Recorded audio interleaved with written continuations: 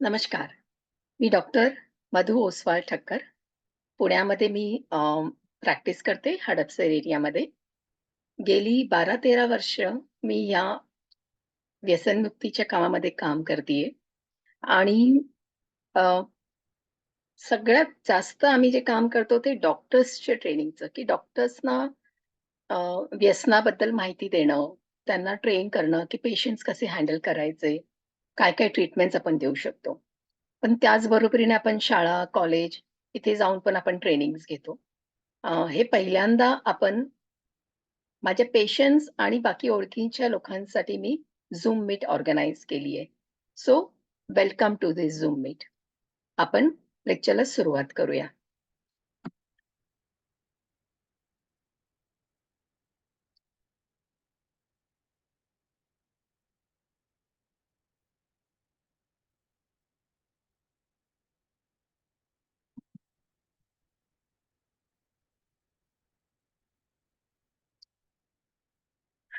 व्यसन म्हणजे काय? अ, मनात खूप प्रश्न असतात, की काय एक सवय आहे किंवा माणसाला इच्छा आहे, तरी तो माणूस त्याची जी सवय आहे, तो कमी करू शकत नाही. व्यसन करणारा माणूस जसा वागतो, तसा का वागतो तो? असं कधी-कधी वाटतं, आपण एका माणसाने 2 माणसांबरोबर राहतोय. जेव्हा व्यसन केलेलं असतं, तेव्हा एक वेगळाच माणूस असतो आणि व्यसन नसेल, तर आपल्याला आवडणारा एक सुंदर माणूस असतो. तर आजची जे आपण बोलणार आहोत, ते फक्त व्यसनाबद्दल नाही बोलणार आहोत. त्या व्यसनामध्ये लपलेला तो माणूस, तो कोणाचा मुलगा असेल, तो कोणाचा नवरा असेल, तो कोणाचा भाऊ असेल किंवा कोणाचा वडील असेल, त्या माणसाबद्दल बोलणार आहोत. आणि त्या माणसाबद्दल बोलता-बोलता आपण त्या माणसामध्ये जो व्यसन आहे, त्या व्यसनाला समजणार आहोत. माझ्या क्लिनिकमध्ये जे पेशंट्स येतात, त्यातले काही पेशंट्स मी तुमच्याबरोबर त्यांची स्टोरी शेअर करतीये. त्यांची नावं बदललेली आहे आणि त्यांचा रिअल चेहरा नाहीये. साहिल माझ्याकडे एक 2 वर्षापूर्वी आलेला होता. त्याचे वडील दारूमुळेच गेले. आई घरकाम करून मुलांचा सांभाळ करते. आई बाहेर असताना हा गल्लीतल्या मुलांबरोबर त्याने सगळ्यात आधी व्हाईटनर घ्यायला सुरुवात केली. त्याच्यानंतर हळू-हळू त्याचे अनेक पदार्थ वाढायला लागले. कधी सिगारेट, कधी व्हाईटनर. नंतर मग तो वीड घ्यायला लागला. मिनार म्हणून एक पुडी मिळते, जी कॅनॅबिसच असते, ते घ्यायला लागला. नंतर तो बटन घ्यायला लागला. घरी खूप भांडणं करायचा. सारखे त्याला पैसे लागायचे. घरात पैसे असायचे ते लपवून तो पैसे घेऊन जायचा. आणि आई त्याला समजून सांगितलं. मग नाही ऐकत तर ओरडायची. कधी-कधी त्याला मारायची पण. पण त्याच्यावर काहीही फरक पडत नव्हता. एकदा त्यांनी मोबाईल चोरला आणि तो च कारण त्याला व्यसनासाठी पैसे कमी पडत होते आणि पकडला गेला. पोलिसांनी त्याला रिमांड होममध्ये टाकलं. रिमांड होममध्ये बाहेर जेव्हा आला, तेव्हा त्याची परिस्थिती त्याच्यापेक्षाही वाईट होती. आई जेव्हा घेऊन आली, तिचे डोळे खरंच इतके सुजलेले होते रडून-रडून. नंतर एक पेशंट आला, सुजय. हा मागच्या महिन्यात आलेला आहे. खूप मोठा बिझनेसमॅन. त्याचे वडील दारू घ्यायचे आणि लिव्हर सिरोसिसने गेलेले. कोव्हिड आला आणि बिझनेसमध्ये खूप लॉस झाला त्याला. मग त्याचं जे सोशल ड्रिंकिंग होतं, जो कधी-कधी करायचा, आता तो रेग्युलरली करू लागला. कोव्हिड नंतर त्याचं फक्त ड्रिंकिंग नाही, तर गॅम्बलिंग म्हणजे सट्टाबाजारी, ऑनलाईन सट्टाबाजारी हे त्याचं वाढू लागलं. सगळा कमवलेला पैसा गेला. बायको सोडून गेली, मुलं सोडून गेली. आता तो दिवसभर एकटा बसत असतो, रडत असतो.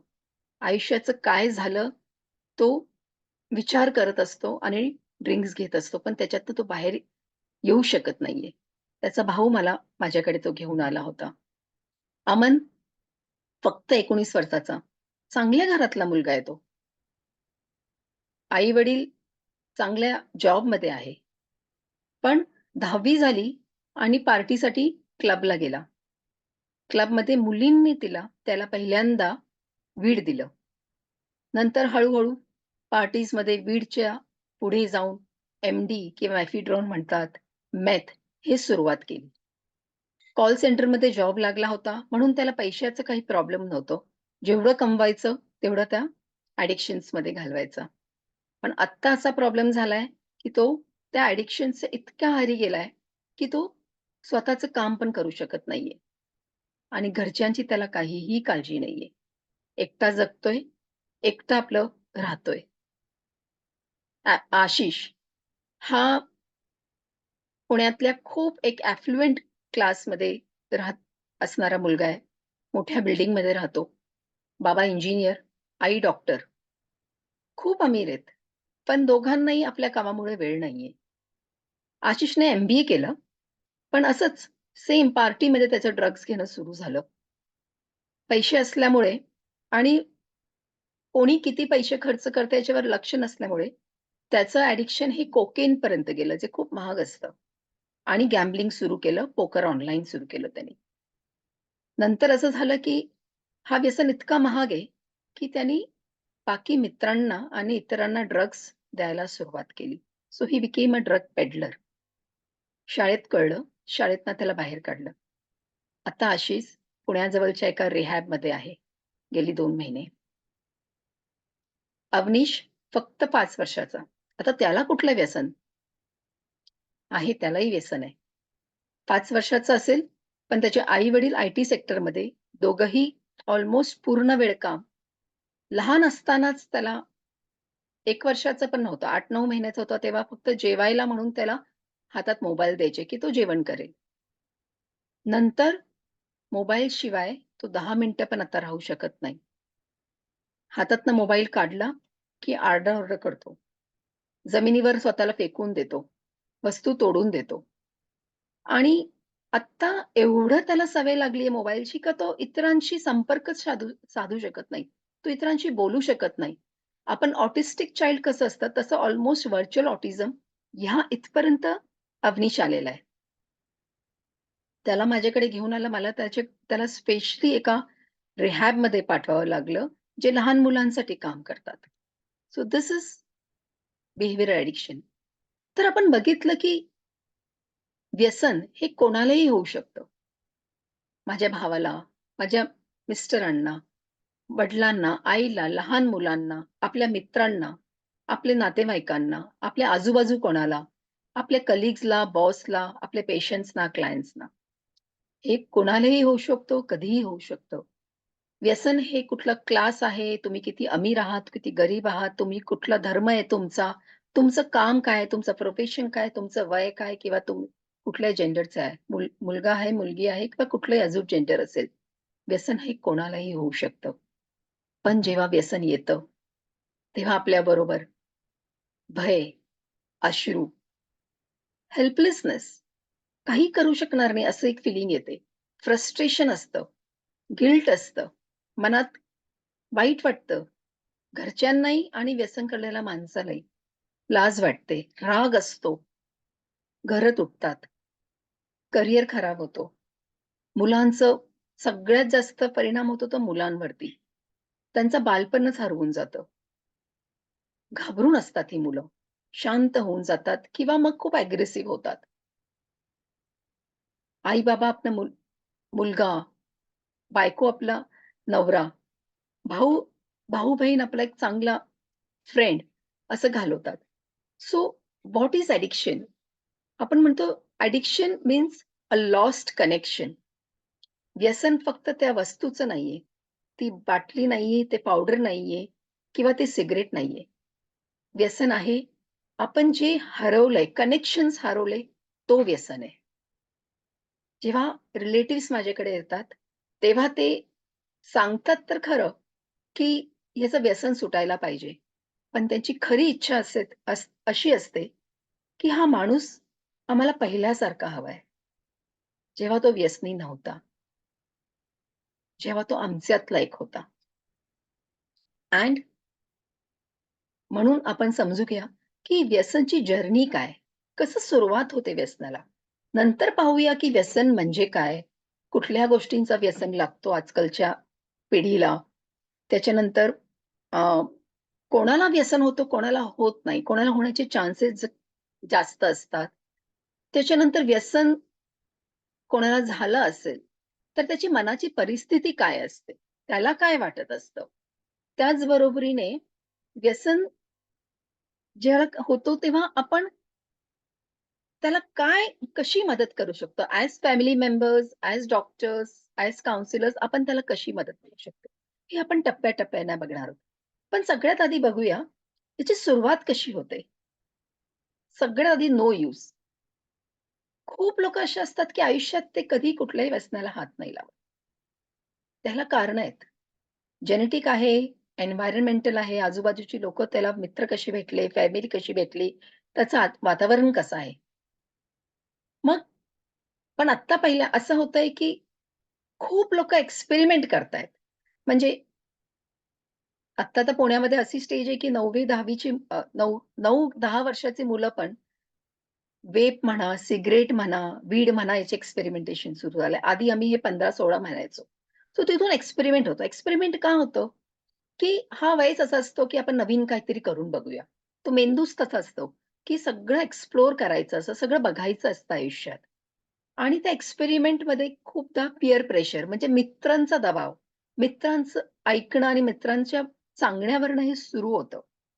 पण ते एकदा होतं, ते एकदा झाल्यानंतर खूप लोकं त्याला परत कधी करत पण नाही. बिकॉज त्यांना ते आवडत नाही.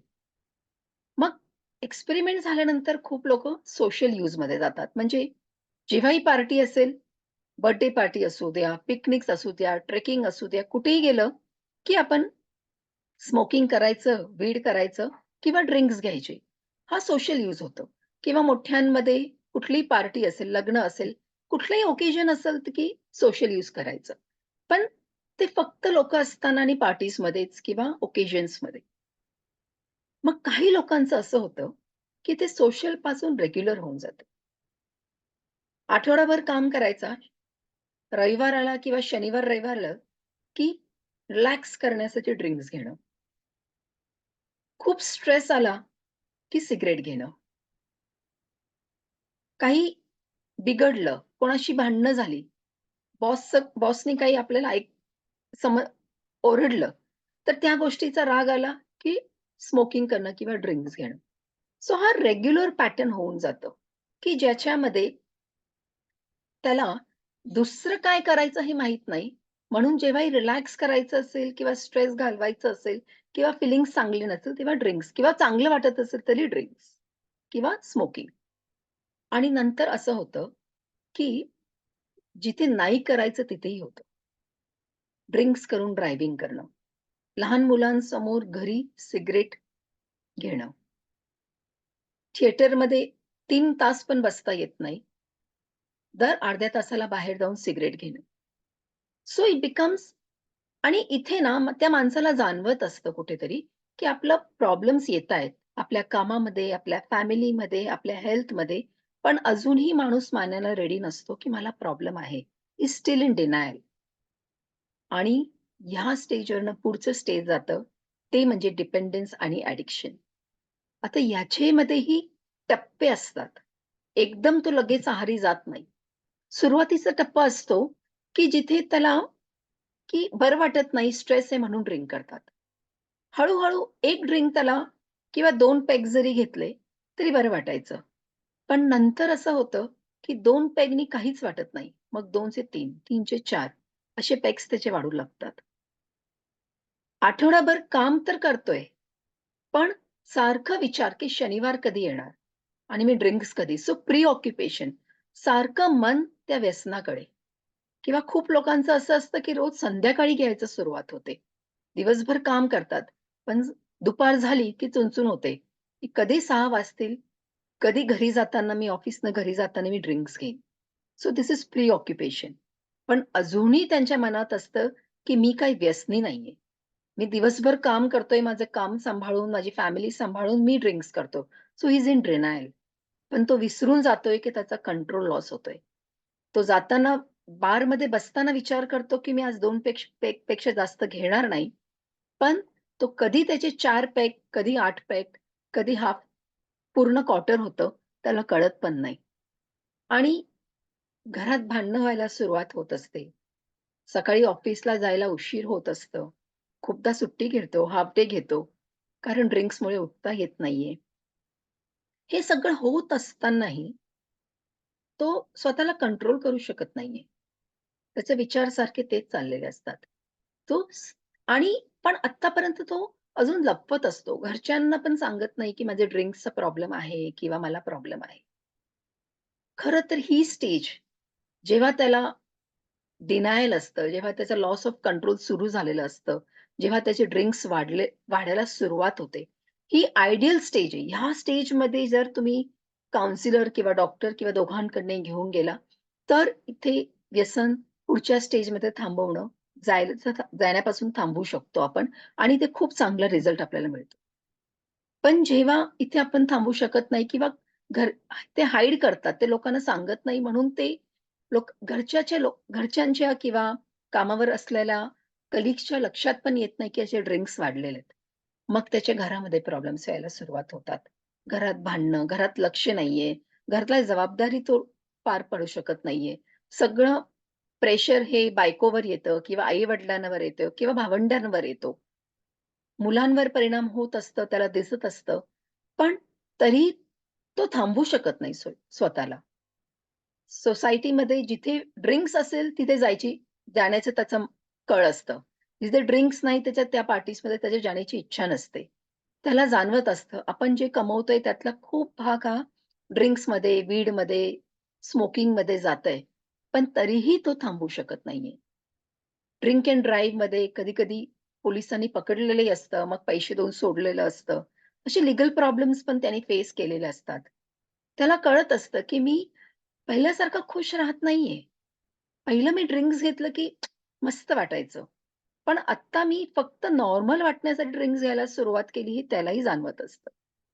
हे सगळं होत असताना आपण ह्या स्टेजला पण त्यांनी मदत नाही घेतली, तर मग पुढची स्टेज आहे, जिथे खरंच खूप डिफिकल्ट होतं त्या माणसाला त्याच्यातनं बाहेर काढणं आणि इथे आपल्याला रिहॅबची गरज खूप पडते.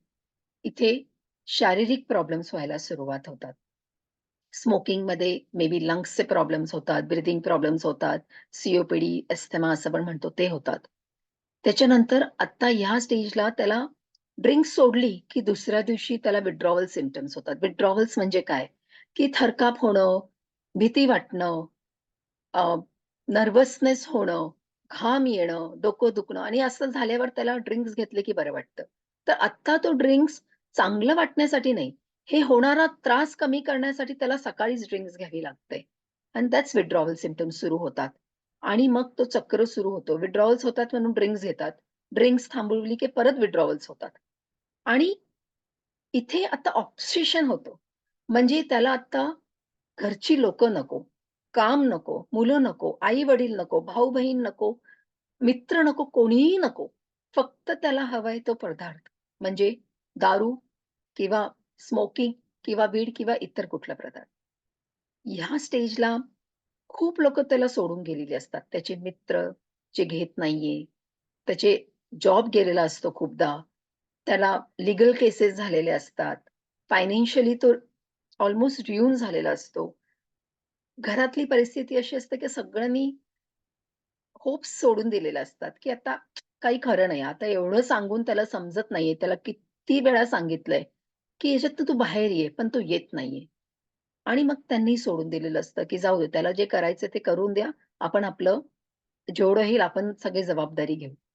हे ह्या स्टेजमध्ये येतं. ह्याला क्रॉनिक फेज म्हणतात. ह्या केसेसमध्ये खूपदा आम्हाला जर पेशंटचं मोटिव्हेशन नसेल, तर आम्हाला रिहॅबची मदत घ्यावी लागते. ॲडिक्शनचं मुख्य म्हणजे जेव्हा व्यसन होतो, तेव्हा काय होतं या स्टेजमध्ये? त्याला तीव्र इच्छा, ती इच्छा ती कमी करू शकत नाही.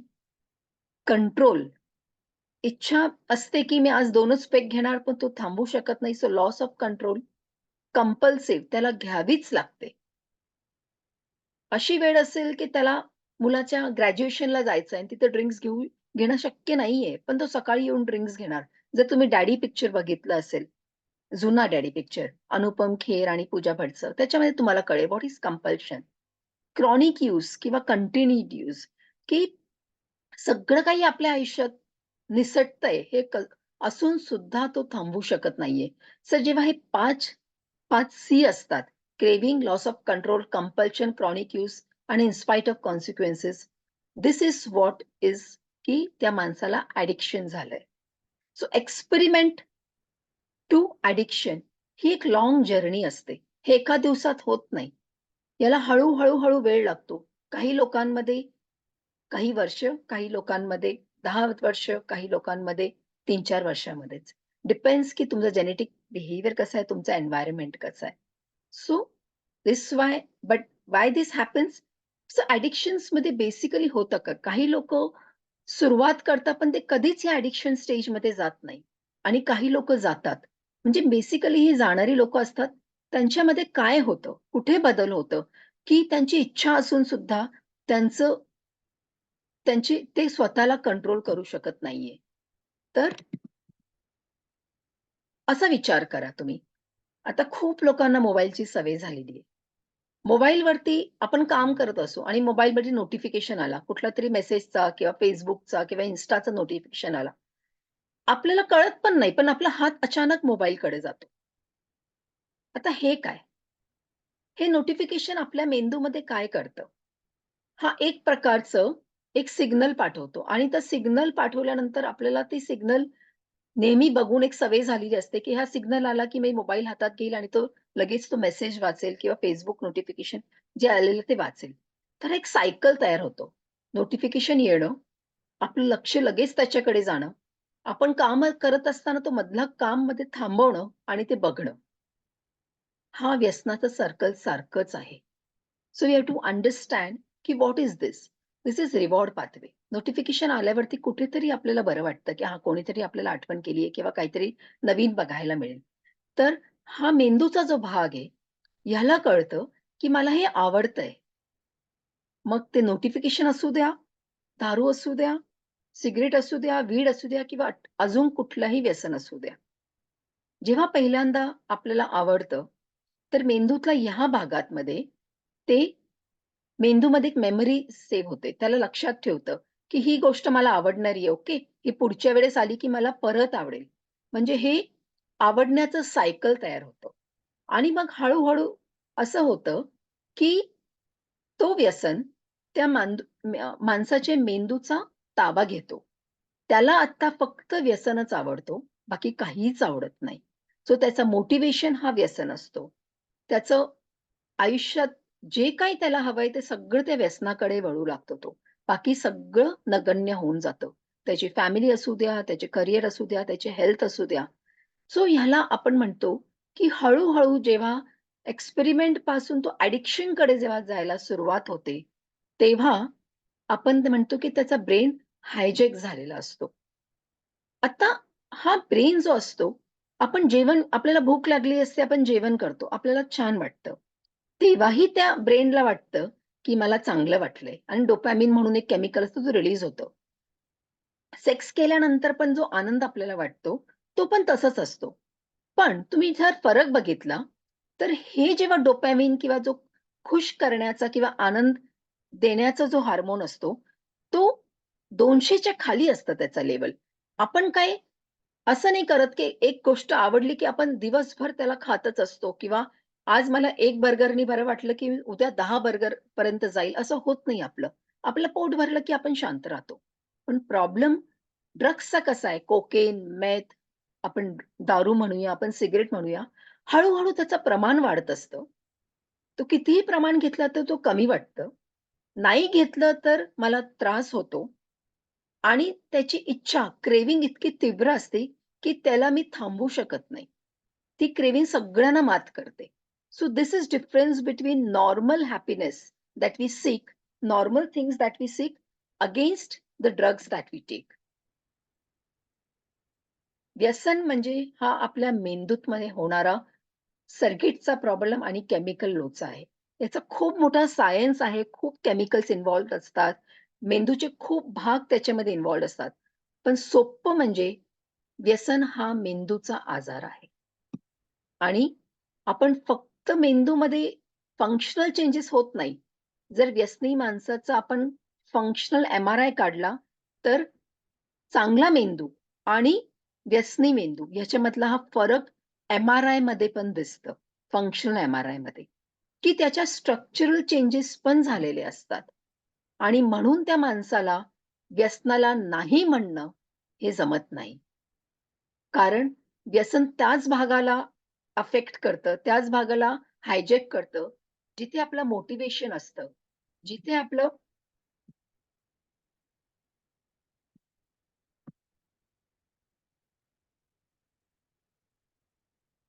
की जे आपल्याला आयुष्यात पुढे मोटिव्हेशन मिळतं, पुढे जाण्याची आपल्याला शक्ती देते, तिथेच हा काम करतं.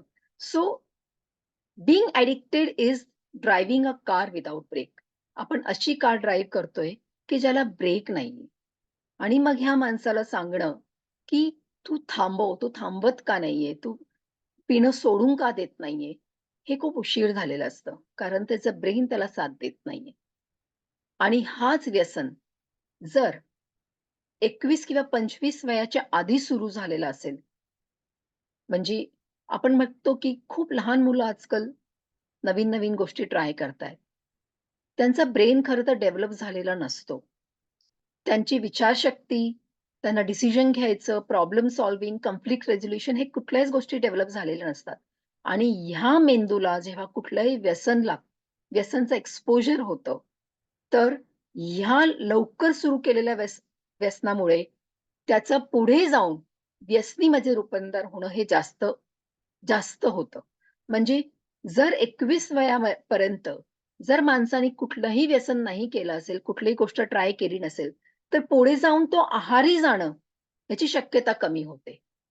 पण त्यांनी लवकर सुरू केलं असेल, तर chances the person will get addicted is much hi. So first use before 15 almost 28 to 30% chances the person will get addicted आणि 21 नंतर जर सुरू केलं असेल, तर त्याचे चान्सेस अल्मोस्ट 30 पर्यंत ते कमी अ, 4 पर्यंत ते कमी होतात. 1 सेकंड प्लीज. तर आपण आपला हे एम असायला पाहिजे, की मुलांना आपल्याला जेवढं होईल 21च्या वयापर्यंत तरी कमीत कमी त्याला कुठल्याही व्यसनाकडे तो जाणार नाही याची काळजी आपल्याला घ्यायला पाहिजे. आता व्यसन म्हणजे काय? आपल्याला दारू माहिती आहे, आपल्याला तंबाखू माहिती आहे, काही लोकांना वीड माहिती आहे, ह्या गोष्टी माहीत असतात. पण 1 सेकंड प्लीज थांबा. आपण दारू आपल्याला माहीत आहे. आपल्याला वेगवेगळे तंबाखूचे प्रकार माहिती आहे. बिडी, सिगारेट, सिगार, चुट्टा, हुक्का. अ, ते सोडून गुटखा, तंबाखू हे सगळे माहिती आहे आपल्याला. ई-सिगारेट्स हा आता लहान मुलांसाठी म्हणजे आम्ही तर आता बघतोय, की 9-10 वर्षाच्या मुलांच्या बॅग्समध्ये पण ई-सिगारेट्स किंवा वेप्स किंवा मॉड्स मिळतायत. तर हा नवीन प्रकारचं स्मोकिंग सुरू झालेलं आहे. लहान मुलांमध्ये आता nicotine gummies, nicotine chewing gums, nicotine candies पण अवेलेबल आहे. सुपारी सुद्धा एक व्यसन आहे. वीड किंवा गांजा किंवा मॅरिजुआना हा एक प्रकार आहे. त्याच्यानंतर charas, hashish, brown sugar, synthetic, natural heroin म्हणतो, मॉर्फिन म्हणतो, कोडीन म्हणतो, मेथेडॉन म्हणतो, कॅफीन सारखं कॉफी पिणं हा पण एक व्यसन आहे. पार्टीमध्ये गेल्यानंतर आता खूप क्लब्समध्ये फ्री सॅम्पलिंग होतं ॲस्कसीचं. म्हणजे मॉली म्हणतात याला. याच्यावर कार्टूनचे पिक्चर्स असतात आणि हे घेतल्यानंतर माणसाला अ, खूप एक्साइटेड होतं. त्याला डान्स करायची इच्छा होते. त्याला मोकळेपणाने बोलायची इच्छा होते. तो लवकर जवळीक साधू शकतो. सो जे शाय मुलं असतात, ज्यांना लोकांशी बोलायला भीती वाटते, ह्या लोकांना अचानकपणे ते वेगळंच त्यांचं पर्सनॅलिटी फॉर्म होते. त्याच्यानंतर हे कोकेनचे वेगवेगळे फॉर्म्स, मेथचे फॉर्म्स आहेत. हे कोकेनचे फॉर्म्स आहेत. आत्ता जे खूप प्रमाणात आपल्याकडे पुण्यामध्ये आणि सगळीकडे पकडलं जातंय, ज्याला म्याऊ-म्याऊ किंवा मेफ्रिडॉन किंवा काही लोकं त्याला एम-डी पण म्हणतात. हा आपल्याकडचा आता मोठा प्रॉब्लेम झालेला आहे. सिंथेटिक कॅनॅबॉइड्स आहे, जे आपण चरस किंवा वीड म्हणतो, त्याचाच हा सिंथेटिक फॉर्म आहे, पण स्ट्राँग फॉर्म आहे. बाथ सॉल्ट्स आहे, इन्हेलन्स आहे, जे आपण व्हाईटनर म्हणतो किंवा असे बॉटल्स मिळतात किंवा काही लोकांना पेट्रोल चुकण्याची सवय लागते. असे वेगवेगळे इन्हेलन्स असतात, जे नाकाद्वारे घेतले जातात. हुक्का, वेपिंग पेन हे काहीही हुक्का जे म्हणतो आपण, की सेफ आहे, तसं काहीही नाहीये. हुक्का पण तेवढंच व्यसन देऊ शकतं, जे आपण स्मोकिंग किंवा सिगारेटनी करतो. LSD आहे, रोहिपनॉल आहे, हे डे ट्रेप ड्रग्ज आहेत. म्हणजे कोणाच्या ड्रिंकमध्ये हे जर घातलं, तर त्या माणसाचं स्वतःच्या शरीरावर कंट्रोल राहत नाही. त्याच्याबरोबर काय होतंय त्याला कळतंय, पण त्याचं शरीर त्याला साथ देत नाही. ते थांबू शकत नाही. तर जे आपण ऐकतो, की पार्टीमध्ये गेला आणि त्याचे रेप झाला आणि आपल्याला कळलं पण नाही. सो धिस इज हे औषध त्याच्यामध्ये टाकलं जातं. प्रिस्क्रिप्शन ड्रग्सचं खूप मोठं अब्यूज होतं. याचं व्यसन व्यसन खूप लोकांना लागतं. आमच्याकडे खूप पेशंट्स येतात, की मला कोरेक्सचं प्रिस्क्रिप्शन द्या, मला ट्रॅमाडॉलचं प्रिस्क्रिप्शन द्या. हे दुखतंय किंवा घरच्यांना लागतंय. तेव्हा त्या माणसाला त्याचं व्यसन झालेलं असतं. आणि बाजारात आत्ता हजारो प्रकारचे नवीन ड्रग्ज आहेत, ज्याची नावं पण नाहीयेत. याला NPS म्हणतात, न्यू सायकोएक्टिव्ह सबस्टन्सेस. ह्या हे केमिकल्स लॅबोरेटरीमध्ये तयार होतात आणि प्रत्येक वेळेस याला बॅन केलं, की थोडं स्ट्रक्चर चेंज करून हे नवीन औषधं बाजारात येतात. असे खूप प्रकारचे NPS आहेत. ऑनलाईन मिळतायत. प्लांट्ससारखे विकतात, की माणसांसाठी नाहीये, पण हे जनावरांसाठी बनवलेले आहेत. पण खरं ते त्याची विक्री हे मुलांमध्ये व्यसनासाठीच वापरलं जातं. आणि व्यसनं आता फक्त सबस्टन्स नाही राहिलेलं आहे. आपल्याला माहित आहे, mobile, social media, reels addiction हा एक मोठा प्रॉब्लेम झालेला आहे आणि हा व्यसन मेंदूमध्ये तेच परिणाम करतात, जे आपण आता बाकी व्यसनांमध्ये बघितलेले.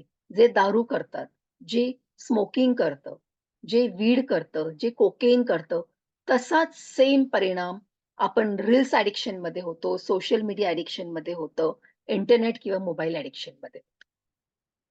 आणि तसंच गॅम्बलिंग ॲडिक्शन आपण खूप बघतो, की मुलं येतात, की पूर्ण घराचं पूर्ण सेव्हिंग्ज त्या गॅम्बलिंगमध्ये घालवली असतात आणि हा पण एक प्रकारचं व्यसन आहे.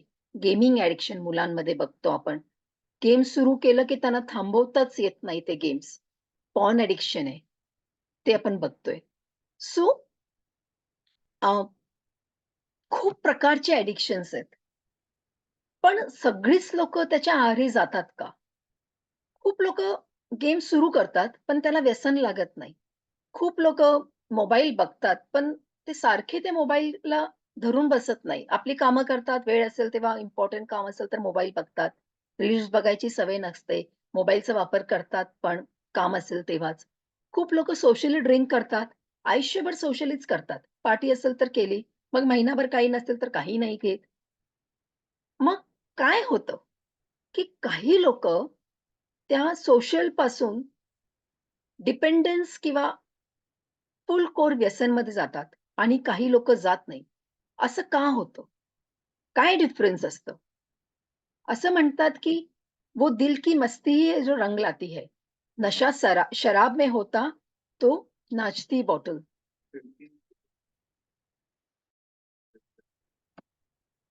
अ, त्यात सगळ्यात महत्त्वाचं असतं, की जेनेटिक्स. जर आपल्या घरात कोणाला आपल्या आईच्या बाजूनी किंवा आपल्या वडिलांच्या बाजूनी कोणालाही व्यसन असेल, म्हणजे आपले बाबा असू दे, आपले काका असू दे, आपले चुलते असू दे, आपले मामा असू दे, आपल्या मामांचा मुलगा असू दे. यापैकी किती काही लोकांना व्यसन असेल, तर तुमच्याकडे तुम्ही एक्सपेरिमेंट केल्यावर तुम्हाला एक्सपेरिमेंटपासून व्यसन होण्याचे चान्सेस अल्मोस्ट 50% to 60% वाढतात. म्हणून जेव्हा पेशंट येतो आम्ही सगळे बाकी प्रश्न विचारल्यानंतर सगळ्यात महत्त्वाचा प्रश्न विचारतो, तुमच्या घरात कोणाला व्यसन आहे किंवा होता का? आणि खूपदा निघतं, हो, बाबा रोज व्यसन करत होते किंवा माझे काका घेतात किंवा माझे मामा रेग्युलर घेतात. तुम्ही एका घरात राहत नसाल, तरी तुमचे जीन्स, तुमचे अनुवांशिक तुमचे जे आहे ते एकच असतं आणि ते कुठेतरी हे कॅरी फॉरवर्ड होतं. आणि याचा अर्थ हा पण होतो, की तुम्ही जेव्हा व्यसन करताय, तेव्हा तुमच्या मुलांना पण तुम्ही ते व्यसनाचे जीन्स पास ऑन करताय. म्हणजे हा व्यसन तुमच्यापर्यंत राहत नाहीये. हा तुमच्या मुलांपर्यंत पण जातोय तुमच्या ह्याच्यातनं. सो जेनेटिक्स हा महत्वाचा भाग आहे. त्याच्या पुढे जाऊन जर कुठल्या माणसाला डिप्रेशन, अँक्साइटी, सिझोफ्रेनिया, भ्रम होण्याचे आजार, सायकॉटिक आजार असेल, कंडक्ट डिसऑर्डर म्हणतात. लहान मुलांमध्ये अ, काही-काही मुलं फार म्हणजे आपण म्हणतो ना, की त्यांना सांभाळणं फार डिफिकल्ट जातं. कंडक्ट डिसऑर्डर असतं या मुलांमध्ये. चांगली वागत नाही, उद्धट असतात आपण असं वाटतो किंवा ते नुकसान पण करू शकतात, पण त्याला त्या गोष्टीचं वाईट वाटत नाही किंवा ए-डी-एच-डी जे म्हणतो, की कुठल्याही गोष्टीमध्ये लक्षच लागत नाही किंवा हायपर ॲक्टिव्ह असतात. सारखे एक सोडून दुसरं काम, दुसरं तिसरं खेळ, तिसरं तर ए-डी-एच-डीमध्ये किंवा सुसायडल टेंडन्सी ह्या लोकांमध्ये व्यसन होण्याचे चान्सेस जास्त असतात. कारण हे सगळा त्रास त्यांना सहन कसं करायचा किंवा हँडल कसं करायचं हे कळत नाही आणि औषध म्हणून हे व्यसन केलं जातं. स्ट्रेस आणि व्यसनाचा खूप जवळचा नाता आहे. याच्यावर पुस्तकांची पुस्तकं लिहिलेली आहेत. ज्या माणसांना कामामुळे किंवा घरच्या ह्याच्यामुळे किंवा ब्रेकअपमुळे किंवा कुठल्याही याच्यामध्ये स्ट्रेस असेल आणि त्यांना स्ट्रेस हँडल करण्याचं कोपिंग मेकॅनिझम नसेल, तर त्या लोकांमध्ये व्यसनं स्ट्रेसला हँडल करण्याचा त्यांचा एकच मार्ग असतो, की मी कुठलंतरी व्यसन केलं, की मला स्ट्रेस हँडल करणं सोपं जातं. मग हळू असं होतं, की त्याला प्रत्येक कामासाठी, ऑफिसच्या मीटिंगसाठी का असू नये, कोणाला भेटण्यासाठी का असू नये, प्रत्येक कामासाठी त्याला ते ड्रिंक किंवा ते सिगारेट लागते. Family risk. घरातलं वातावरण तुमचा कसा आहे? आई-बाबा किंवा घरातले राहणारी लोकं व्यसन करतात का? घरात मारहाण होते का? घरात भांडणं होतेत का? आई-वडील एकत्र राहतात का डिव्होर्स झालेला आहे? आई-वडिलांचं मुलांवर किती लक्ष आहे? किती बॉन्डिंग आहे? हे सगळं डिसाईड करतं, की हा मुलगा किंवा मुलगी पुढे जाऊन व्यसनाकडे जाणार का नाही जाणार? आता आपण बघतोय, की खूप घरांमध्ये आई-वडील दोघंही काम करतायत. सो मुलांचं कनेक्शन्स काय? तर Facebook, Instagram, Snapchat सोशली खूप कनेक्टेड पण आतल्या आत ते खूप एकटे असतात आणि मेंटली खूप डिस्टर्ब असतात आणि आपल्याला कळत नाही, की मुलं मेंटली डिस्टर्ब्ड आहेत. तुम्ही एक सुंदरचं गाणं ऐकलं असेल, दूर देशी गेला बाबा, गेली कामावर आई, निज डोळ्यात आली, घरी कोणी नाही. ही स्थिती मी खूप घरात बघते आता. जिथे मी स्लममध्ये प्रॅक्टिस करते, तिथे आई-वडिलांना आपल्या मुलांना वाढवायचंय ह्यासाठी दोघांनाही काम करावं लागतं आणि दिवसभर बाहेर राहावं लागतं. आणि मोठ्या बिल्डिंग्समध्ये जेव्हा दोघंही आई-वडील काम करतायत त्यांच्या करिअरसाठी, तेव्हा मुलं किंवा अ, बाहेर कुठेतरी राहतात किंवा घरात कोणीतरी त्यांना सांभाळलेलं असतं. पण ह्या मुलं मला खूपदा जाणवतं फार एकटी फील करतात. त्यांना क्लोज फ्रेंड्स नसतात. ते लोकांपासून दुरावलेले असतात आणि हळू व्यसन हा मग त्यांचा हा व्यसन नसतो. हा त्यांचे मेडिकेशन असतं. त्यांना जे एकटेपणा असतं ते भरून काढण्यासाठी ते सुरुवात करतात. जे प्रेम, जे लक्ष, जे अफेक्शन त्यांना कनेक्शन्स मिळायला पाहिजे ते कुठेतरी ते मिळत नाही. म्हणून खूपदा मी बघतो की ते व्यसन होतं. मग तुमची शाळा कशी आहे? तुमचे टीचर्स तुमच्यावर किती प्रेमाने तुम्हाला शिकवतायत?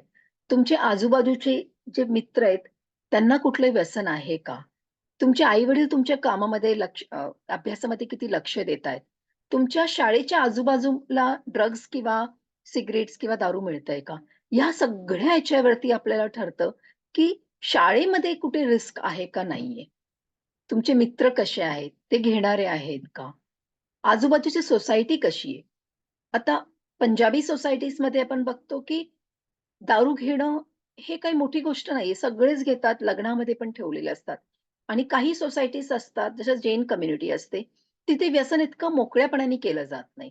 मग कुठेतरी ह्याच्यामध्ये व्यसन सुरू करण्यामध्ये याचा फरक पडतो. तुमच्या सोसायटीमध्ये तुमच्या आजूबाजूला व्यसनाच्या गोष्टी खूप लवकर मिळत असेल, तर त्याचे घेण्याचे चान्सेस वाढतात. तुम्ही सारखे ॲडव्हर्टाइजमेंट बघताय. जेव्हा तिघही मोठे-मोठे हिरो तुम्हाला सांगतायत, की तुम्ही हे घेऊ शकता.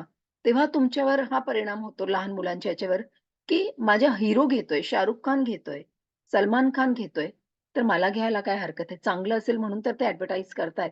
सो हे एंडोर्समेंट्स अल्सो इन्फ्लुअन्स आवर डिसिजन्स.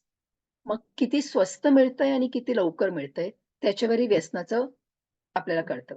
सो एका जेनेटिकली प्रोन पर्सनमध्ये म्हणजे ज्यांना जेनेटिकली त्यांना व्यसन होण्याची शक्यता असते आणि त्याचं वातावरण जर चांगलं नसेल, तर त्याला व्यसनाकडे जायचे चान्सेस असतात. पण जरी जेनेटिकली प्रोन असेल, घरात बाबांना व्यसन आहे, काकांना आहे, चुलत्यांना आहे. पण ह्याला चांगलं शिक्षण मिळालं, ह्याला चांगले टीचर्स मिळाले, आई चांगलं लक्ष देतीये, त्याचे मित्र चांगले आहेत. हे सगळे फॅक्टर्स जर चांगले असेल, हा मुलगा व्यसनाकडे जाणार नाही किंवा ही मुलगी व्यसनाकडे जाणार नाही. सो जेनेटिक्स, एन्व्हायर्नमेंट आणि अवेलेबिलिटी ऑफ ड्रग्स हे सगळं तिन्ही फॅक्टर्स एकत्र आले, तर कुठेतरी ब्रेनमध्ये चेंजेस व्हायची शक्यता असते आणि मग ॲडिक्शन होतं. So family of a person आपण ॲडिक्शन म्हणतो हा एका माणसाचा नसतो. बेसिकली जो माणूस व्यसन करतो, तो रोज हळू-हळू तुटत असतं, पण तो एकटा नाही तुटत. त्याच्याबरोबर त्याची फॅमिली रोज तुटत असते आणि म्हणून आपण म्हणतो, की जेव्हा माणूस व्यसनामध्ये बाहेर येतो, तेव्हा त्याची एकट्याची ते जर्नी नसते. ती पूर्ण परिवाराची, पूर्ण फॅमिलीची जर्नी असते. आणि आम्ही ह्यासाठी म्हणतो, की व्यसन हा एका माणसाचा नाही, हा एका परिवाराचा आजार आहे. आणि ह्याच्यामध्ये परिवार पण एकत्र पिसले जातात आणि बाहेर येण्यासाठी पण परिवारच लागतो. मग परिवाराचा काय रोल आहे? सगळ्यात मोठा रोल परिवाराचा हा असतो, घरच्या लोकांचं. Be a role model. तुम्ही मुलांसमोर व्यसन करत असाल, तर मुलांसमोर करू नका. खरं तर करूच नका. कारण मुलं जे बघतात, तुम्हाला आयडियलाइज करतात. मुलांसाठी जेव्हा ते लहान असतात, आई-वडील सर्व काही असतात. ते जसं वागतील, मुलं वागतात. जोपर्यंत मित्र मिळत नाही, जोपर्यंत अ, अ, शाळेमध्ये बाकी लोकांचे इन्फ्लुअन्स होत नाही, तोपर्यंत मुलं हे सगळ्यात महत्त्वाचे असतात. त्याच्यानंतर घेतलं तरी मुलांसमोर तरी घेऊ नये आणि मुलांवर कुठेतरी आपण असं लक्ष असं असं आपल्याला हे असायला पाहिजे, की ते 21st बर्थडे पर्यंत त्यांना इंट्रोड्यूस करू नका. आता मी खूप घरात बघतीये, की 18th बर्थडेला आई-वडील आणि मुलं हे एकत्र बसून ड्रिंक्स घेतात आणि त्यांना असं वाटतं, की आपण प्रोग्रेसिव्ह आहोत. आपण मुलांना एकत्र घेतलं म्हणजे ते पुढे घेतलं, की घेईल तेव्हा आपल्याला सांगतील किंवा जास्त घेणार नाही. ही चुकीची समजूत आहे. 21 वर्षापर्यंत मुलांना कुठलंही व्यसन इंट्रोड्यूस करण्यामध्ये तुम्ही तुम्ही तरी हातभार लावू नका आणि त्यांच्याबरोबर संवाद साधा, की व्यसनाचे काय परिणाम होऊ शकतात आणि why they should stop up to 20%. मग व्यसनाचे मुलांमध्ये किंवा आपल्या आजूबाजूच्या लोकांमध्ये व्यसनाचे अर्ली सायन्स काय असतात, ते ओळखणं महत्वाचं आहे, जे आपण बघणार आहोत. आपण व्यसनाला हातभार तर लावत नाही ना, ज्याला एनेबलिंग म्हणतात, ते आपण करत नाही ना, हा रोल आहे फॅमिलीचा, तेही आपण बघणार आहोत. आणि वेळ आली की स्पेशलिस्टची हेल्प घ्यायची. आता बघूया की व्यसनाचे अर्ली सायन्स काय आहेत? तुम्हाला कसं कळेल की तुमच्या जवळचा माणूस, मग तो नवरा असू द्या, मुलगा असू द्या, मुलगी असू द्या किंवा अ, कोणीही असू द्या, तो व्यसनाकडे जात आहे किंवा तो ड्रिंक्स घेत आहे किंवा अजून कुठलं तरी व्यसन करत आहे. तर अ, सगळ्यात महत्त्वाचं असतं, की हा माणूस हळू-हळू त्याचं ज्या गोष्टी त्याला आवडायच्या, त्या गोष्टीकडे आता त्याचं लक्ष नाहीये. तो गेम्स खेळायचा, आता तो गेम्स खेळायला जात नाहीये. तो गिटार खेळायचा, आता तो गिटार किती दिवस झाले त्याला हात पण लावत नाहीये. तो पुस्तकं वाचायचा, आता पुस्तकाच्याकडे जात पण नाहीये. हा काय करतो आपल्याला कळतच नाहीये. शाळेमध्ये किंवा कामामध्ये त्याचा परफॉर्मन्स कमी झालेला आहे. मार्क कमी येतायत. टीचर्सचे कंप्लेंट्स येतायत, की पहिल्यासारखा तो आता शाळेत लक्ष पण देत नाहीये. त्याचे नेहमीचे जे मित्र असेल ते बदललेले आहेत. आता नवीन मित्र आहेत आणि तो नवीन मित्रांना घरी पण आणत नाहीये किंवा अ, आपले मिस्टर आपले नवीन जे फ्रेंड्स झालेले आहेत त्यांच्याशी ओळख करून देत नाहीये. घरात प्रॉब्लेम सुरू झालेत, भांडणं सुरू झाली आहेत, लपवायला सुरू झाले. मी बाहेर जाऊन येतो फक्त एवढंच सांगतात. पण कुठे जातायत? का जातायत? कधी घरी येणार? याच्याबद्दल कोणीच काही बोलत नाहीये. अ, घराच्या जबाबदारीवर लक्ष नाहीये. काहीही सांगितलं की लगेच राग येतो. आपण असं होतं की सगळ्या गोष्टी लपवायच्या आणि विचारलं तर राग येतो किंवा वाईट वाटतं आणि पैसेच कमी पडतायत. त्याला पॉकेट मनी दिलं मुलाला, तर त्याला नेहमी कमी पडतात. कधी ह्याच्यासाठी पैसे मागतात, कधी प्रोजेक्टसाठी पैसे मागतो, कधी म्हणतो, की फ्रेंडची पार्टीच आहे, फ्रेंडला गिफ्ट द्यायचंय किंवा मग नवरा पण किंवा भाऊ पण कोणी असेल, तो जेवढा पगार हातात द्यायचा, तो पगार आता हातात देत नाही. हे सांगून, की हा खर्च झाला, तो खर्च झाला.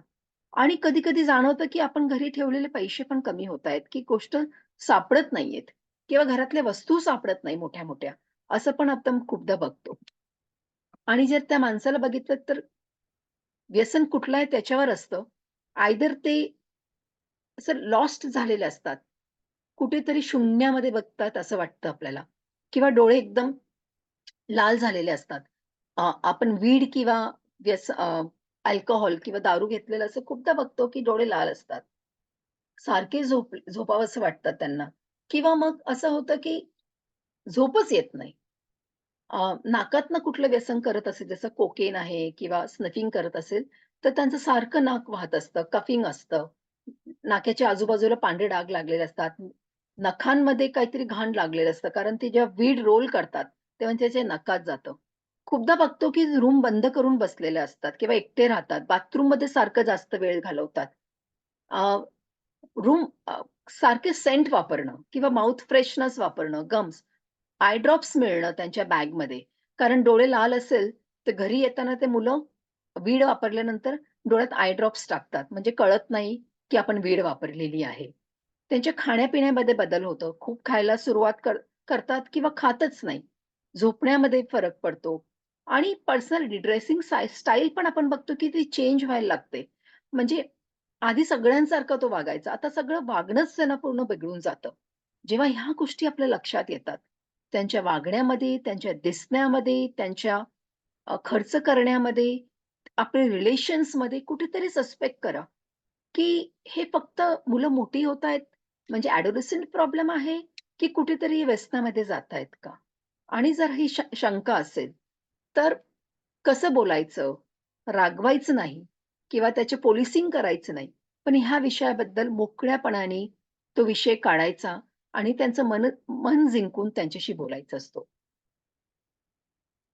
जर आपल्या घरात कोणीतरी व्यसन करत असेल, तर आपण त्या व्यसन करणाऱ्या माणसाला मदत करतोय का त्याला आपण त्या व्यसनापासून लांब घेतोय? हे आपण कसं वागतोय त्याच्यावर असतं. जर आपण त्या माणसाला व्यसनामुळे होणाऱ्या परिणामापासून वाचवत असू, म्हणजे उद्या तो कामाला जाणार नसेल, तर आपण बॉसला फोन करून सांगतो, की त्यांना बरं नाहीये, ते येणार नाही कामावरती. किंवा मुलगा शाळेत जाणार नसेल, तर आपण चिठ्ठी लिहून देतो, की मुलाला ताप आलाय, उद्या तो येणार नाही. आपण त्याला व्यसनापासून लांब घेऊन जातोय, की आपण व्यसनाला पासून जवळ घेऊन जातोय? आपण अ, त्यांनी व्यसनामुळे लोकांकडे पैसे उसने घेतले असतील, तर आपण ते पैसे आपण भरून काढतो. तो घरात पैसे द्यायचा त्यांनी कमी केलं असेल, तर आपण कमवायला सुरू करतो आणि आपण घर चालवायला सुरू करतो. घराची ई-एम-आय भरण्याची त्याची जबाबदारी असेल. आता ई-एम-आय तो भरत नाही, म्हणून आपण जबाबदारी घेऊन कसंही करून ई-एम-आय आपण भरतो. ह्या सगळ्या गोष्टी म्हणजे आपण त्याला बेल आउट करतोय. आपण व्यसनामुळे त्याच्यामध्ये होणाऱ्या त्याचे जे परिणाम आहे, त्या परिणामला त्याला भोगू देत नाहीये आपण त्याला आणि आपण त्याला वाचवायच्या परिणामापासून वाचण्याचा प्रयत्न करतोय. त्याला पाहिजे तसे आपण पैसे देतोय. लोकांकडनं उसनं घेऊ नये म्हणून मी बघते, की कधी-कधी बायका स्वतः त्याला दारूसाठी पैसे देतात, की जाऊ दे ना लोकांकडनं मागितलं वाईट वाटेल. लोकांना काय वाटेल, की हा माणूस दारू पितो. म्हणजे आपण आजूबाजूच्या लोकांना कळू नये म्हणून गोष्टी आपण लपवून ठेवण्याचा प्रयत्न करतो. आपण खूपदा सांगतो, की "तू असं वागलंस तर मी सोडून जाईल. मी घर सोडून जाईल किंवा मी तुला" पण आपण तसं करत नाही. बोलतो पण करत नाही. म्हणजे कन्सिस्टन्सी ठेवत नाही. हे सगळं जे वागणं आहे, याला एनेबलिंग बिहेवियर म्हणतो. म्हणजे आपण त्या माणसाला जे जमणार असेल, ते काम आपण करायला सुरुवात करतो, कारण तो व्यसनामुळे तो करू शकत नाहीये. तर एनेबलिंग आणि हेल्पिंग किंवा सपोर्टिंग ह्यातला डिफरन्स आहे. सपोर्ट केव्हा करतो? त्या माणसाला जमत नसेल तो काम आपण करणं. एनेबलिंग केव्हा करतो? तो माणूस करू शकतो, पण व्यसनामुळे तो करत नाहीये आणि आपण करायला सुरुवात करतो. त्यांना एनेबलिंग म्हणतो. आपलं सगळ्यात पहिलं काम जर व्यसनी माणसाला आपल्याला बाहेर काढायचं असेल, त्याला मदत करणं बंद करा. त्या गोष्टी करू नका ज्याच्यामुळे त्याचं व्यसन वाढेल. त्या गोष्टी करू नका ज्याच्या व्यसनाचा परिणामपासून त्याला वाचवायचा प्रयत्न करू नका. कारण जेवढं तो परिणाम भोगतेल, जेवढा परिणाममधनं तो जाईल, तेवढं लवकर त्याला कळेल, की हा व्यसन आपल्याला कुठल्या दिशेने घेऊन जातोय. आपण याच्यातनं बाहेर येणं महत्वाचं आहे. आणि तिसरं सगळ्यात महत्वाचं जेव्हा आपल्याला कळतं, की ह्याचं व्यसन वाढलेलं आहे. तो कितीदा सांगतो, की मी सोडतो, पण तो सोडत नाहीये. परत चालू करतोय. खूपदा शपथ घेतो, की तुझी शपथ मी उद्यापासून घेणार नाही. पण तो शपथ केव्हा तोडतो हे त्यालाही कळत नाही. किंवा व्यसनामुळे त्याच्या कामावर परिणाम सुरू झालेला असेल, व्यसनामुळे त्याच्या शरीरावर परिणाम सुरू झाला असेल, त्यावेळेस जेव्हा आपण 5C म्हणतो, craving, loss of control, compulsion त्याला पासून घेतल्याशिवाय चालत नाहीये. हे सगळं होण्याच्या आधी जर आपण त्या माणसाला आलं किंवा ह्या स्टेजमध्ये जरी आलं, तर आपण त्याला मदत करू शकतो. जेव्हा कोणाकडे घेऊन जायचं? कुठल्याही डॉक्टरांकडे ज्यांना व्यसन त्याचा कोर्स झालेला असेल किंवा त्यांना माहिती असेल, ते डॉक्टर्स तुम्हाला मदत करू शकतात. ॲडिक्शन स्पेशलिस्ट मदत करू शकतात. सायकियाट्रिस्ट मदत करू शकतात. सायकॉलॉजिस्ट, काउन्सिलर्स मदत करू शकतात. सो मेडिकल ट्रीटमेंट आहे, सायकॉलॉजिकल ट्रीटमेंट आहे, फॅमिलीचं इंटरव्हेन्शन्स असतं. पूर्ण फॅमिलीला कसं वागायचं ह्याच्यावरती बोललं जातं. मग काही-काही केसेसमध्ये रिहॅब हा एक मार्ग असतो आणि सपोर्ट ग्रुप्स असतात. अल्कोहलिक अनॉनिमस, नार्कोटिक अनॉनिमस या ग्रुप्समध्ये जाणं महत्वाचं असतं. व्यसन कमी करण्यासाठी औषधं असतात का? हो, असतात. मग ते दारू असू द्या, निकोटीन किंवा आपण स्मोकिंग म्हणतो किंवा गुटखा असतो त्याच्यासाठी म्हणू द्या, ओपिओइड्स किंवा अफीम म्हणतो त्याला आहेत. सगळ्या व्यसनांना कुठली-कुठली औषधं आहेत ज्याने मदत करतात किंवा त्या माणसाला बाकी आजार असेल, डिप्रेशन, अँक्साइटी हे सगळं असेल, ते कमी करण्यासाठी ते जर कमी झालं तर माणसाचं व्यसन पण कमी होतं. तर फक्त व्यसनाचा आपण डॉक्टर इलाज करत नाही. त्याच्याबरोबर त्याला बाकी कुठला आजार असेल, त्याचा जर इलाज केला एकत्रितपणे, तर त्याचाही फायदा व्यसनावर होतो, कमी करण्यामध्ये होतो. तर व्यसनासाठी इलाज आहे. अशी औषधं आहेत, की त्यांची व्यसन करायची इच्छाच कमी होते.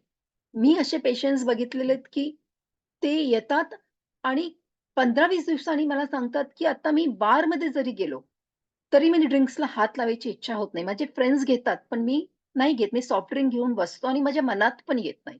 हे महत्वाचं आहे. मी कंपल्शन करत नाही स्वतःला, की मला नाही घ्यायचं. माझ्या मनात पण येत नाही. माझी इच्छाच होत नाही. इतका फरक ह्या औषधांनी पडतं. सेम स्मोकिंग सोडण्यासाठी पण खूप चांगले अँटी क्रेव्हिंग ड्रग्स आहेत. म्हणजे त्यांची इच्छा कमी करण्याचे ड्रग्स आहेत. व्हॅरिनिक्लिन आहे, बुप्रोपियन आहे, मग निकोटीन रिप्लेसमेंट थेरपी आहेत. अशी भरपूर औषधं आहेत, की जेणेकरून माणसाला व्यसनामध्ये बाहेर काढण्यामध्ये मदत होते. ते सोडून काही थेरपीज असतात, जसे CBT आहे, REBT आहे, 12 स्टेप प्रोग्राम जे एमध्ये वापरलं जातं, रिहॅब आहे, family therapy, couple therapy, motivational असे भरपूर थेरपीज काउन्सिलिंगने या माणसांना त्याच्यातनं बाहेर येण्यामध्ये मदत करतो आपण. त्या व्यसनी माणसाला आपण नवीन स्किल्स डेव्हलप करतो, की प्रॉब्लेम आला, स्ट्रेस आला, तर सॉल्व्ह कसं करणार? गोल सेटिंग कसं करणार? टाईम मॅनेजमेंट कसं करणार? तुमचं स्ट्रेस आला तर स्ट्रेसला हँडल करण्यासाठी तुम्ही काय-काय टेक्निक्स वापरू शकतात. राग आला तर रागला कंट्रोल कसं करायचं? भांडणं झाली तर भांडणं कशी कारण खूपदा असं बघतो, की भांडणं झाली, की माणूस जाऊन ड्रिंक्स घेतो. कारण त्याला हँडल कसं करायचं, तो कॉन्फ्लिक्ट हँडल करायचे करत नाही. तर ह्या सगळ्या गोष्टी रिलॅप्स प्रिव्हेन्शन कसं करायचं? कोणी ड्रिंक्स किंवा स्मोक तुम्हाला देत असेल, त्याला नाही कसं म्हणायचं? Assertiveness skills, refusal skills, coping with cravings, इच्छा कमी करायची काय-काय टेक्निक्स आहेत, हे सगळं त्या कन्सल्टेशनमध्ये होतं. तर फक्त औषधं नाही, तर हे सगळे स्किल्सवर पण बोललं जातं. याच्यावर पण आपण काम करतो आणि हे एकत्रितपणे होतं. त्या माणसाला त्याच्या आयुष्यातलं फक्त ड्रिंक्स सोडणं, त्याच्या आयुष्यातनं ड्रिंक्स काढणं किंवा स्मोकिंग काढणं, तर त्याच्या आयुष्यात एक पोकळी निर्माण होईल, व्हॅक्यूम होईल आणि पोकळी निर्माण झाली, की माणसं अस्वस्थ होतात. प्रत्येक माणसाला काहीतरी करायला लागतं. बोर्डम हे सहन होत नाही. मग आम्ही जेव्हा त्यांच्याशी बोलतो, मग त्यांचे गोल, की त्यांच्या आयुष्यात त्यांना काय करायचं होतं जे करू शकले नाही. त्यांना काय महत्वाचं आहे त्यांच्या आयुष्यात. कुठल्या गोष्टी त्यांना आवडतात, कुठल्या गोष्टी त्यांना आनंद देतात, कुठल्या गोष्टी त्यांना रिलॅक्स करतात. ह्याचे आम्ही डिस्कशन करतो, याची लिस्ट बनवतो आणि हळू त्या गोष्टी त्यांच्या आयुष्यात आम्ही इंट्रोड्यूस करण्याचे किंवा त्यांना सांगतो, की तुम्ही इंट्रोड्यूस करा. फॅमिली बरोबर चांगले रिलेशन्स परत करणं, आई-वडिलांबरोबर जी काही व्यसनामुळे झालेली आपण म्हणतो ना, की दूर गेलेले असतात, त्या लोकांना परत एकत्र आणणं, गेम्समध्ये जाणं, मॅरेथॉन्स रन करणं, स्वतःच्या शरीराकडे लक्ष देणं, नवीन ट्रेकिंग, नवीन सवय किंवा आधी ट्रेकिंग आवडायची पण आता सोडली परत सुरू करा. जंगलात जा, nature therapy, bird watching, anything you can do. Uh, काही नाही तर तुमच्या छोट्याशा गॅलरीमध्ये किंवा जी कुठली जागा असेल तिथे झाडं उगवा. So this is my my flowers in my garden. हा एक थेरपी आहे, की जेव्हा आपण एक छोटं झाड वाढताना बघतो, ती फुलं येतात, ती पानं येतात, आपण त्याला रंग बघतो. त्याचं हे एक प्रकारचं मनाला शांत करणारं तेच डोपॅमिन जे व्यसनामुळे जे केमिकल वाढतं, हेच केमिकल ह्या सगळ्या गोष्टींमुळे वाढू शकतो. लोकांना मदत करा. माझ्याकडे काहीतरी आहे, ते मी लोकांना देऊ शकते आणि त्याचा आनंद वेगळाच असतो. So help others rich Heights. ज्या गोष्टी विसरल्या आहेत, ते परत सुरू करा. नवीन हॉबीज डेव्हलप करा. कामामध्ये नवीन अपस्किलिंग करा. काही नवीन गोष्टी शिकण्याचा प्रयत्न करा. म्हणजे जेव्हा पहिलं सेशन किंवा दुसऱ्या सेशनमध्ये असतं, तेव्हा मग ह्या सगळ्या गोष्टी आम्ही डिस्कस करतो, की आता तुम्ही रोज संध्याकाळी ड्रिंक्स करत होता. आता तुमचे ड्रिंक्स कमी झाले, तर तुम्ही रोज ते 3-4 तास कसं घालवणार? यापैकी काय तुम्ही करू शकता, की जेणेकरून तुमचा वेळ चांगलाही जाईल, तुम्हाला ड्रिंक्सची आठवण पण येणार नाही आणि कुठेतरी तुम्ही तुमच्या जवळ जाणार. तुमच्या जवळ जवळच्या माणसांच्या जवळ जाणार. तुम्ही स्वतः प्रोग्रेस करणार ह्याच्याकडे आपण लक्ष देऊया. तर ह्या सगळ्या गोष्टी आपण करतो आणि जगाला एक नवीन उमेदनी आणि प्राईडनी फेस करण्याचा आपण एक नवीन जर्नी सुरू करतो. आम्ही खूपदा बघतो, की लोकांना खरं तर सोडायचं असतं, पण त्यांना माहीत नाही, स्वतःहून सुटत नाही. तर डॉक्टरांची मदत, काउन्सिलर्सची मदत त्यांना खूप हेल्प करते त्याच्यातनं बाहेर येण्यासाठी. कुठेतरी त्यांच्या मनात आपल्याला वाटतं, की त्यांना सोडायचं नाहीये. पण मनात एक सायलेंट क्राय असतं. एक असं, की मला कोणीतरी याच्यातनं बाहेर काढावं. मला जमत नाहीये. पण ते सांगत नाही, की मला जमत नाहीये. आपल्याला घरच्यांनी ते ओळखायचं असतं. डॉक्टरांनी ओळखायचं असतं, की त्याला मदताची गरज आहे आणि पहिलं पाऊल आपण घ्यायचं असतो. आपण प्रेमाने कुठलाही पूर्वग्रह नको त्या माणसाबद्दल. मागच्या कुठल्याही गोष्टी काढायच्या नाहीत. आणि प्रेमाने त्या माणसाला अ, तो एक आजारी माणूस आहे, असं बघून त्याला जर हँडल केलं आपण, तर त्याच्यातनं बाहेर काढायला आपल्याला मदत होते. आपण असं म्हणतो, की त्याच्यात ते आहे ती शक्ती. त्याला फक्त एक थोडंसं लिफ्ट करायची गरज आहे. ये हौसला कैसे झुके, ये आरज़ू कैसे रुके, मंजिल मुश्किल है तो क्या, बंधना साहिर है तो क्या, तन्हा ये दिल है तो क्या, ये हौसला कैसे झुके. तन्हा नको, त्याला मदत करूया. त्याला एकटं नको सोडूया. त्याच्या बरोबरीने आपण सगळी लोकं एकत्र येऊया आणि त्याच्या व्यसनामधनं त्याला बाहेर काढण्यात मदत करूया. Thank you.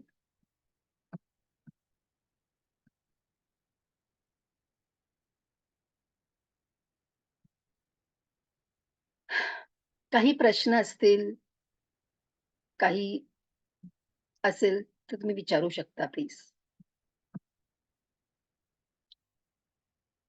एक 5 मिनिटं, 10 मिनिटं आपण घेऊ शकतो प्रश्नांसाठी.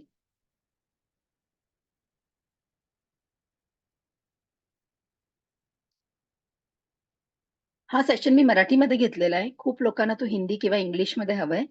तर एक आठवड्याभरात मी तो घेईन, जे इंग्लिश किंवा हिंदीमध्ये पण असेल.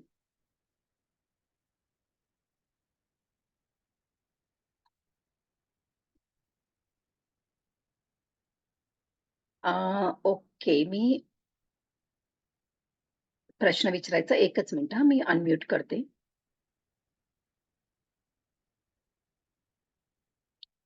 हां. तुम्ही स्वतःला अनम्यूट करून हा प्रश्न विचारू शकता. हा हां, मॅडम, बोला. मला एक विचारायचंय की जी कोण बीड बोलताय घेणारी आपण? लोक. हा, मी रंजना कांबळे बोलतेय. हां, बोला. तर मला एक प्रश्न विचारायचा की जे बीड घेतात ते असं सांगतात की त्या बीडमुळे मी बचावलो, त्या बीडमुळे मी त्या डिप्रेशन किंवा माझं ह्याच्यामुळे बाहेर आलो, आणि त्यातले ते व्हिडिओज इतके इंस्टाग्राम वरती परत युट्यूब वरती आहेत ना. बीड कसं चांगलं आहे आणि ते हो. इतकं डोक्यात बसलेलं आहे, तर त्याच्याशी कसं कोप अप करायचं? बरोबर आहे म्हणणं तुमचं, की त्याचं चांगल्या परिणामांचं खूप व्हिडिओज आहेत. पण वीडमुळे हम्म. होणारे दुष्परिणामचे व्हिडिओज कोणी टाकत नाहीये. वीड्सला व्यसन जर लागलं, मग हे चांगलं कसं होईल? डिप्रेशनची ट्रीटमेंट आहे आणि त्या ट्रीटमेंटचे व्यसन लागत नाही. पण वीडचं जर व्यसन लागत असेल, मग तो चांगला नाहीच आहे. तर कुठेतरी त्याला डॉक्टरांकडे जाऊन किंवा अ, जे कोणीतरी फॅमिली डॉक्टर जरी असेल, त्यांच्याकडे जाऊन त्याच्याबद्दल बोलणं फार महत्वाचं आहे. काही नाही तर ऑनलाईन काउन्सिलिंग्स असतात, ते करणं फार महत्वाचं आहे. कुठेतरी वीड हे डिप्रेशनचं औषध नाहीये. हे त्याला सांगणं महत्वाचं आहे. कितीही व्हिडिओज असतील. व्हिडिओज तर खूप काही आहे, जे फॉल्स नरेटिव्ह सांगतात. हो ना, पण मग तेच तर अवघड पडतं ना. म्हणजे नाही, मग कोणाची तरी हं. तुम्हाला मदत घ्यावी लागेल. तुमच्या फॅमिली डॉक्टरकडे अच्छा. घेऊन जावं लागेल हां. किंवा नाही, नाही. कोणाच्या मदत तरी घ्यायला पण तो यायला हवा ना. नाही, माझं ते बरोबरच आहे, असं होतंय. म्हणजे मग हां, कधीतरी त्याला थांब पण. दुष्परिणाम जेव्हा होईल ना, तेव्हा त्याचा वीडमुळे होणारा दुष्परिणाम जेव्हा त्याच्या लक्षात येईल, तेव्हा ती वेळ असेल, की त्याला मोटिव्हेशन असेल, की याच्यातनं तो विचार करायला लागेल. आता तो हं. डिनायलमध्ये. ओके. Thank you madam. मी या. परत तुमच्याशी कॉन्टॅक्ट एकदा करेल. ओके. हां, चालेल. हां. Thank you. अजून कोणाचा काही प्रश्न असेल, तर तुम्ही अनम्यूट करून विचारू शकता. तुमचं सेंटर कुठे आहे? माझं क्लिनिक हडपसरमध्ये. अच्छा, आणि त्याचं आउट काही ऑफ पुणेचे ॲड्रेस? मी ऑनलाईन घेते सेशन्स म्हणजे ओके. कन्सल्टेशन. ॲड्रेस किंवा फोन नंबर वगैरे असं काही हां, मिळेल? माझा नंबर आहे तुमच्याकडे? मी नाही. ओके, 1 सेकंड मी स्क्रीन शेअर करते. म्हणजे हा नंबर तुम्ही घेऊ शकता. ओके. ओके. अजून कोणाचे काही प्रश्न आहेत का? किंवा काही डाउट आहेत का?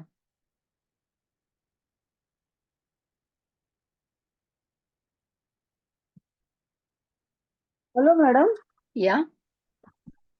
व्हाईटनर बद्दल जे तुम्ही सांगितलं, तर शाळेतल्या मुलांना व्हाईटनरची सवय लागते, तर हं. त्याचं कितपर्यंत त्याचं ॲडिक्शन लागू शकतं किंवा ते कशा पद्धतीने हो, वेगळ्या वेगळ्या प्रत्येकामध्ये वेगळं असतं. काही-काही मुलांमध्ये ते थोडे दिवस घेतात आणि ते सोडून देतात. त्यांना ते आवडत नाही किंवा ते जमत नाही.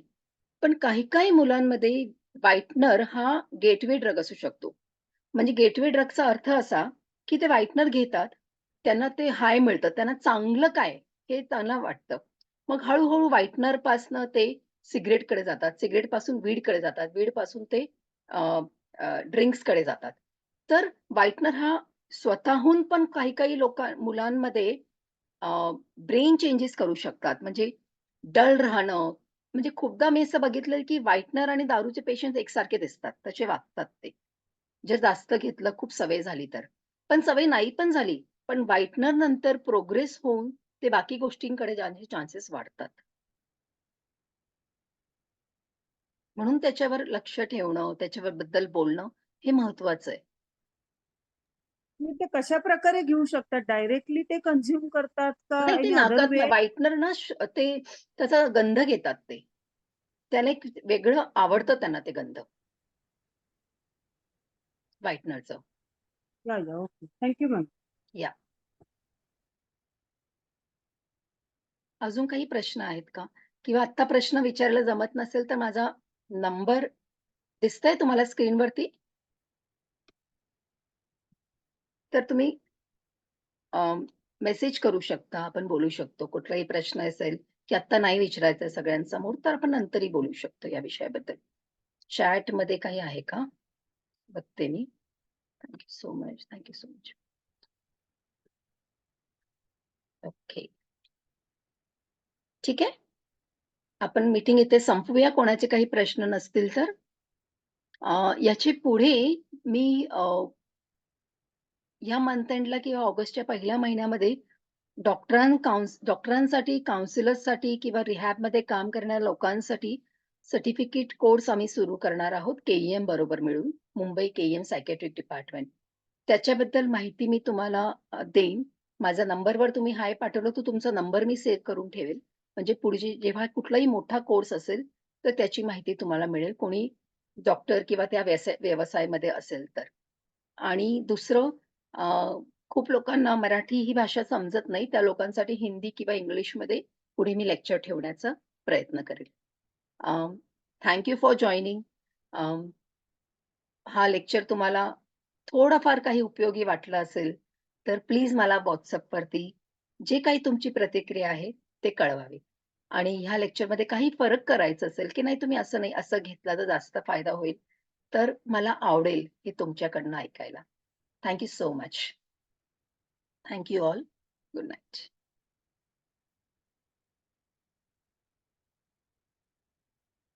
मीटिंग थांबवूया आपण?